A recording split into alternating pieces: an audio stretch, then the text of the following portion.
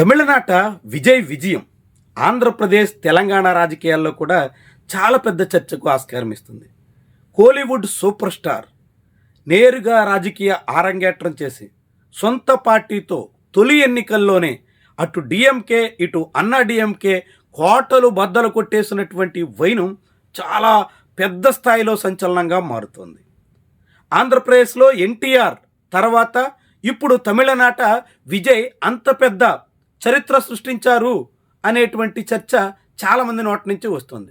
కానీ నిజానికి ఎన్టీఆర్ తన తొలి ఎన్నికల్లో అప్పట్లో ఆయన మేనకా గాంధీ పార్టీతో కలిసి సంజయ్ వికాస్ మంచ్తో కలిసి ఎన్నికల బరిలో దిగారు. కానీ విజయ్ మాత్రం ఏ ఒక్క పార్టీతోనూ పొత్తు పెట్టుకోకుండా మొత్తం అన్ని స్థానాలకి అభ్యర్థులను బరిలో దింపారు. కానీ ఒక్క సీట్లో మాత్రం అభ్యర్థి నామినేషన్ తిరస్కరించడంతో 232 చోట్ల మాత్రమే ఆ పార్టీ పోటీ చేసే పరిస్థితి వచ్చింది. ఇలాంటి తరుణంలో ఇప్పుడు టీవీకే ప్రభావం ఆంధ్రప్రదేశ్ రాజకీయాల మీద ఉంటుంది అనేటువంటి చర్చ అయితే ప్రబలంగా ఉంది. ఈ తరుణంలో టాలీవుడ్ నుంచి కూడా ఎవరైనా విజయ్ సిద్ధమవుతారా, వచ్చే ఎన్నికల నాటికి తెలుగునాట కూడా విజయ్ బాట పట్టేదానికి టాలీవుడ్ హీరోలు సిద్ధమవుతారా అనే ప్రశ్న కూడా ఉంది. ఇప్పటికే జూనియర్ ఎన్టీఆర్ 2009 ఎన్నికల్లోనే ఆయన రాజకీయ ఆరంగేట్రం చేశారు. ప్రత్యక్ష రాజకీయాల్లో ప్రచార కార్యక్రమానికి ఆయన సారథ్యం వహించారు. రాష్ట్ర వ్యాప్తంగా విస్తృత ప్రచార కార్యక్రమంలో ఆయన పాల్గొన్నారు. అయితే ఆ ప్రచారం మధ్యలో ఉండగానే ప్రమాదానికి గురి కావడంతో ఆ గాయాలు పాలయ్యి ఆయన ప్రచారాన్ని మధ్యలోనే విరమించుకోవాల్సిన పరిస్థితి వచ్చింది. ఆ తర్వాత వరుసగా 3 ఎన్నికల్లో పూర్తిగా అలాంటి కార్యకలాపాలకి దూరమయ్యారు. మళ్ళీ ఇప్పుడు ఎన్టీఆర్ విజయ్ అందించినటువంటి ఉత్సాహాన్ని అందుకుని నేరుగా రాజకీయ ఆరంగేట్రానికి సిద్ధమవుతారా?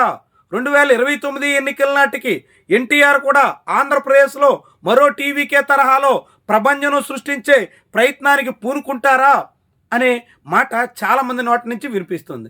కానీ ఎన్టీఆర్ మాత్రం దీర్ఘకాలిక ఆలోచనకు తగ్గట్టుగా 2029 ఎన్నికలే లక్ష్యంగా పెట్టుకున్నట్టు కనిపించట్లేదు.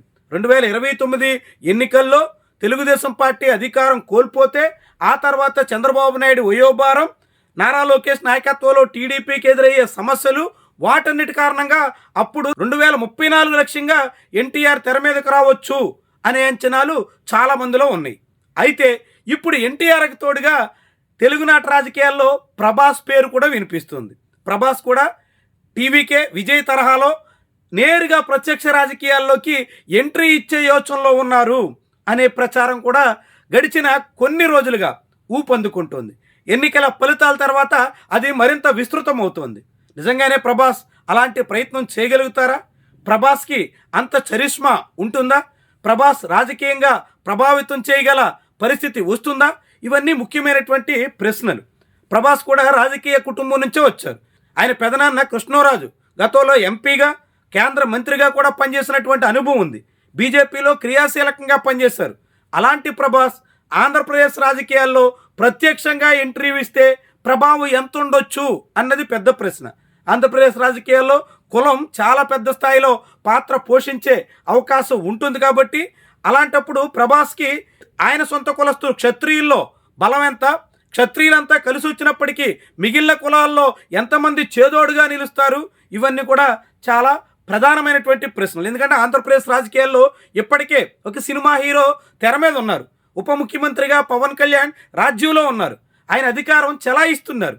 ఈ తరుణంలో ఒక సినిమా హీరో రాజకీయాల్లో ఉండగా ఇంకొక హీరో కొత్తగా పార్టీ పెట్టి ఆ పార్టీ ద్వారా ఎంతమందిని ప్రభావితం చేయగలరు, ఏ తీరున రాజకీయాలను తమకు అనుకూలంగా మలుచుకోగలరు, రాజకీయాల్లో తాము ఆశించిన ఫలితాలని సాధించగలరు, ఇవన్నీ కూడా చాలా చాలా ముఖ్యమైనటువంటి ప్రశ్నలు. మరి ఎన్టీఆర్ 2034 టార్గెట్గా పెట్టుకుంటే 2029 నాటికి ప్రభాస్ తెర మీదకి రావచ్చా అనేటువంటి అంచనా చాలామంది నుంచి అయితే వినిపిస్తోంది. నిజంగా ప్రభాస్ అలాంటి సాహసం చేయగలరా? చేస్తే గోదావరి జిల్లాల మినహా మిగిలిన ప్రాంతాల్లో చాలా స్వల్ప సంఖ్యలో ఉండే క్షత్రియుల బలం ఎంత మేరకు సరిపోతుంది? ఆర్థికంగా బలమైనటువంటి ఆ కులస్తుల తోడ్పాటు ఎంత మేరకు ప్రభావితం చేస్తుంది? చాలా ఇతర కులాలతో ఎక్కడ వివాదాలకు తావులేనటువంటి క్షత్రియుల ప్రభావం ఎంత ఉంటుంది?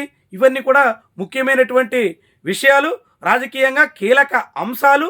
చాలా పెద్ద స్థాయిలో ప్రభావితం చేయబోతున్నాయనడానికి సంకేతాలు. మరి అలాంటి సాహసానికి ప్రభాస్ ఎంత మేరకు సిద్ధమవుతారు? తను ఇంకా చాలా ఈ సినిమా కెరీర్ ఉండగా అంతా వదులుకుని వచ్చే ప్రయత్నం చేస్తారా?